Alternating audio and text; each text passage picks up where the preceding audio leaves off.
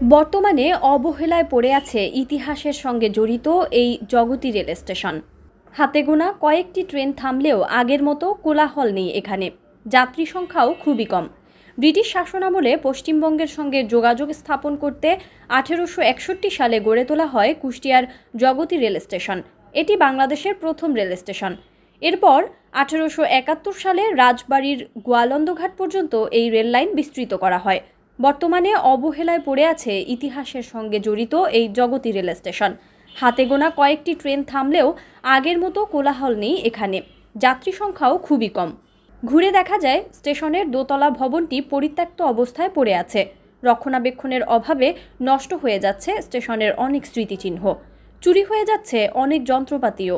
বেশ কয়েকবার স্টেশন সংস্কারের উদ্যোগ নেওয়া হয়েছিল বলে জানা যায়, কিন্তু তা যেন কাগজ কলমেই থেমে আছে। ইতিহাসের সাক্ষী হয়ে দাঁড়িয়ে থাকা এই জগতী রেল স্টেশনটি সংস্কার করার দাবি করছেন স্থানীয়রা।